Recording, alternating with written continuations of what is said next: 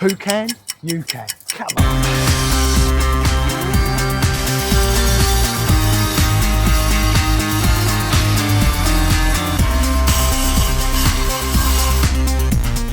Come on, got stuff to show ya.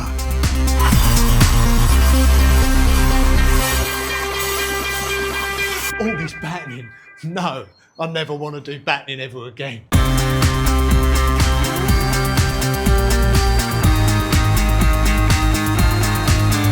Much bigger footings, livid. Doubling up timbers. How strong has this got to be?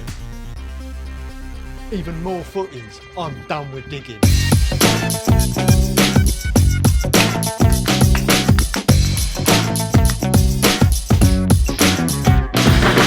Right, we've got a bit of a water take down. We've got parquet floor that's been on the floor since, well, way before World War I. So what's under there, I don't know, but that'd be interesting. That comes later. We've got wall battening to do. We've got stuff to do with the footings. I've got loads to tell you. So come on.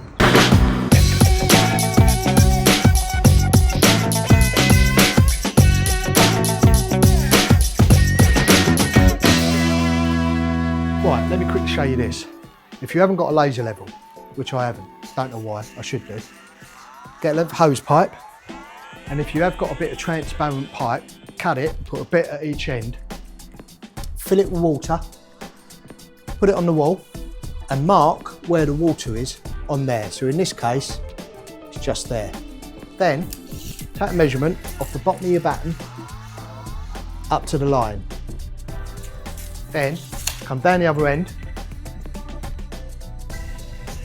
and you've got the same this end. And you can see where the water ends. Just mark your batten. Measure off of your line the same amount, and it'll give you a measurement exactly the same for each bottom of each batten. Easy. The old ways are always the best.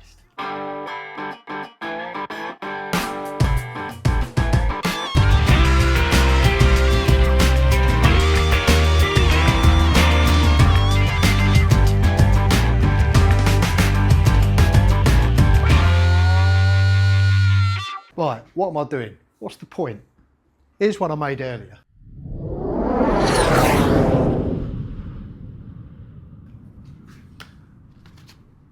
This batten, put DPC on the back. The idea is they're going to be screwed to the wall, and they are exactly the distance of one PIR insulation board, which is 1,200 wide. So these get screwed to the wall. You leave a gap of 600, so the middle of the 1,200, and then another one at 600. The idea is your insulation board is going to screw to these battens to give it a little air gap, 25mm air gap, off of the wall to the back of the PIR insulation. That gives a barrier to stop heat transfer to the colder surface, and it stops condensation essentially and makes it very insulated. So by the time you've done the whole room, it'll be like a giant thermos flask, because the floor, the walls and the ceiling all have PIR insulation, and it's thick. In this case, the insulation is going to be 75mm thick on these walls, because there is no cavity in these walls, and essentially we're kind of making ourselves a cavity. This is just to stop any moisture travelling through to the batten. Okay, let's get them on.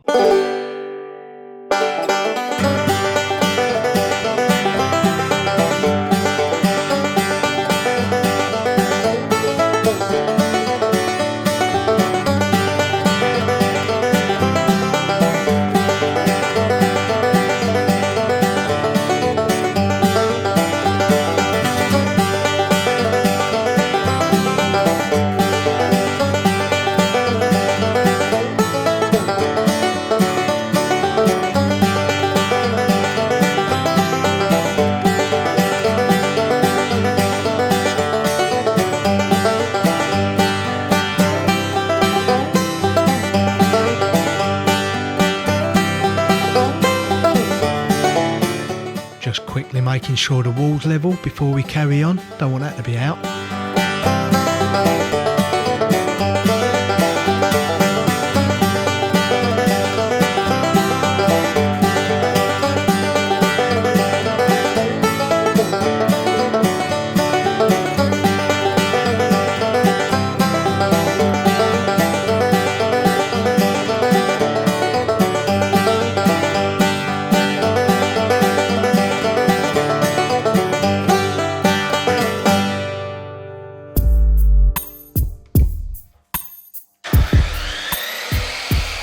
Right, what we're doing is cutting these in half because they come quite long. They're 4.8 metres long.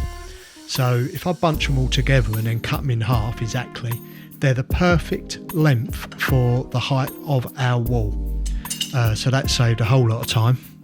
So just get these cut and then we can get them on the wall.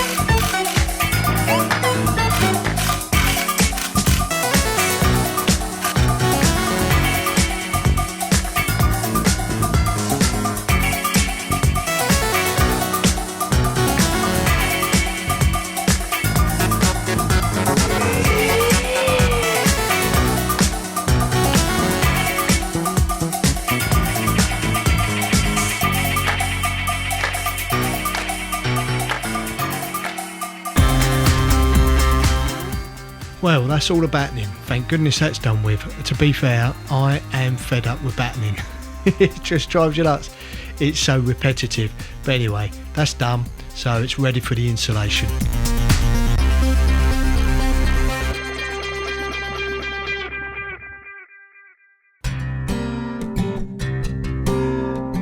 Right, what I'm doing here is doubling up the battens for the flat roof. Now, just to give them that extra bit more strength, which is something you have to do for the regulations, I'm putting these in. These are 6x2s and they're 4.8 metres long, so they're very long and very heavy. But they actually went in pretty okay, to be fair. Round the other side of the wall that you'll see in a minute, it took quite a bit to get this batten to actually go in. So I did actually end up using a car jack to force it over without damaging it, of course, before I put the timber locks in. But that worked out, saved a lot of cutting wood and stuff. It actually worked better than I thought it was going to.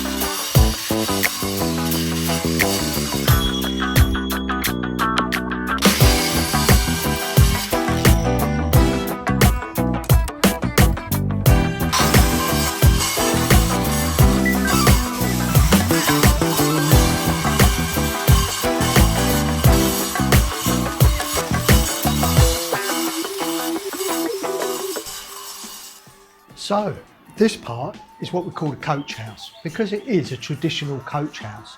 And traditional coach houses, try and say it, easy for you to say, had original oak parquet flooring. Now, this is very, very old. I'm not entirely sure how old, but hundreds of years old. Now, it covers a vast majority of the entire room.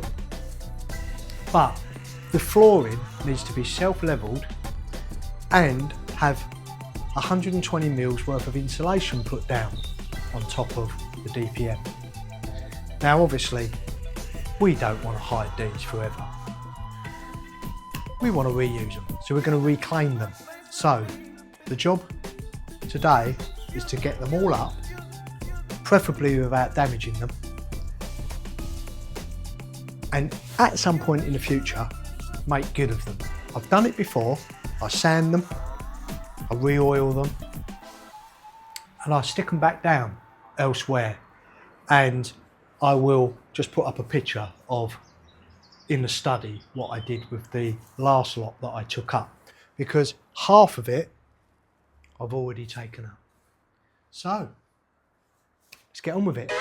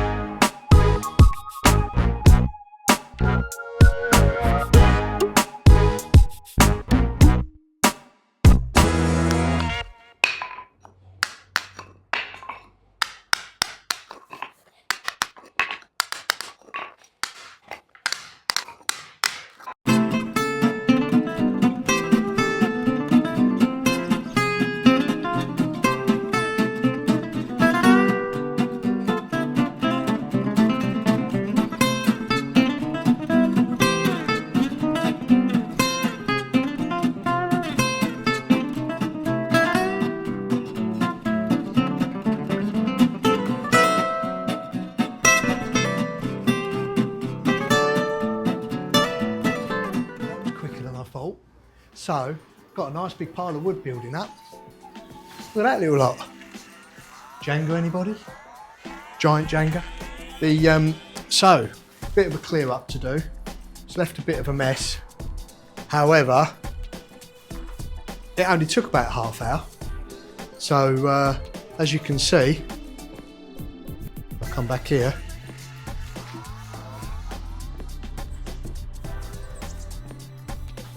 Wow. So, plan of action. I've got to mix up some self-levelling. Going to work out how much I need. Try and mix up the right amount first time. Good luck with that. And then fill in the middle, because all around the edge is all concrete. So I just need to make up the difference. And the idea is that eventually it will end up going the same level all the way through. So let's get this cleared up and think about self-levelling.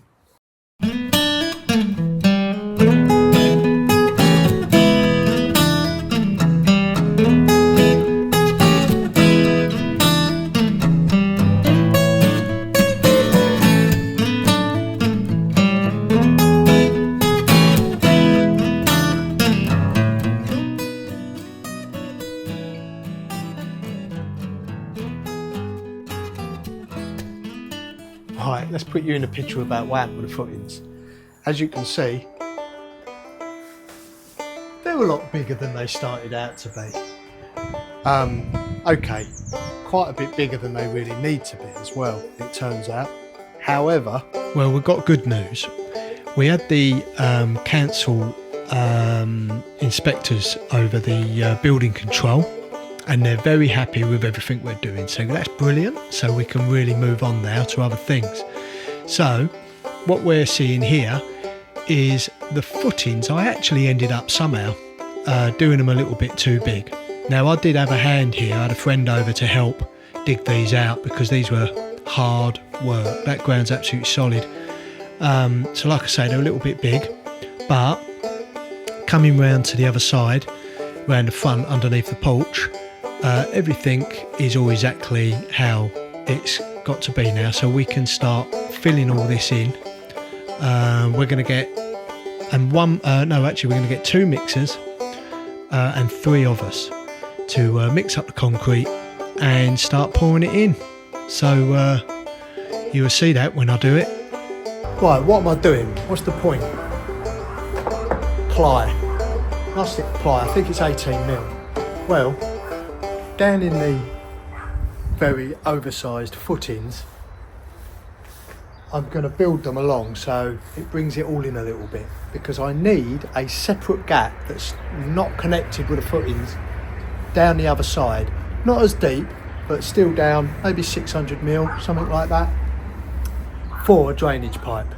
So rather than digging that separately, I'm going to board it off down one side and only concrete into there. Well, let's see how that goes. It's got to be super strong.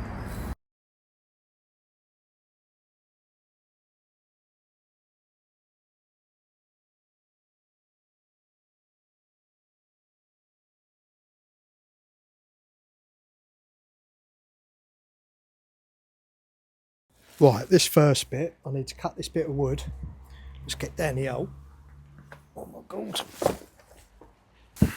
Okay.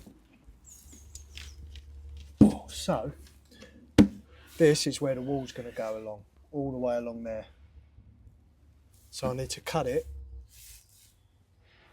a shape in this. This got to be cut out of there, so this fits tight. And then I'll probably put some membrane, rubber membrane, up against the whole inside of the wall, because otherwise the concrete is just going to seep around the edges, make its way out, and we don't want that. Okay, I'll probably just time lapse this. I'll set it up over there.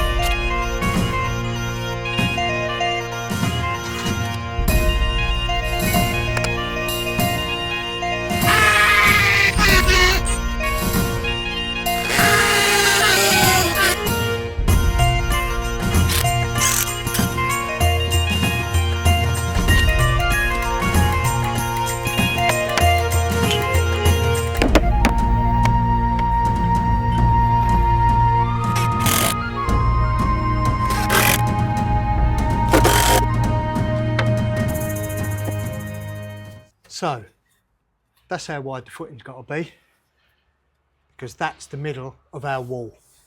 And our wall's going straight up there like that. So that has to fit between there and this cut line here, all the way. Perfect. And it's 1 metre deep. This will now give us a nice straight wall edge to go off of all the way along. And I will backfill it with soil as well, and dig out a little bit more at the top so I can put a pipe in there. Excellent. Just got to get out the hole now.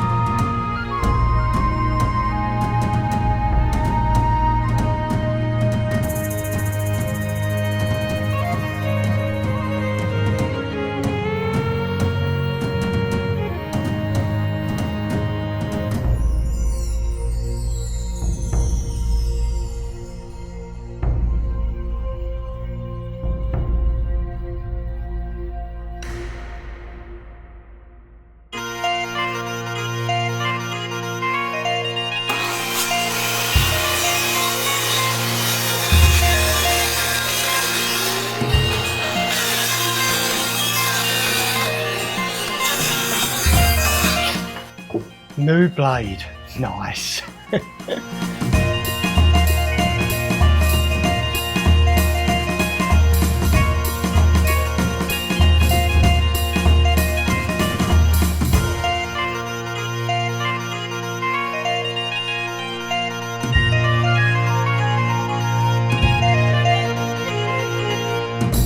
Right, that's it. I think they call it shuttering, but that's done. So actually, it was a lot easier than I thought it was going to be, but that makes it nice and straight now, and it leaves a bit of a gap down the back, which I'm going to backfill halfway up and leave a gap at the top and make it straight, tidy it up to put a pipe in it, drainage pipe.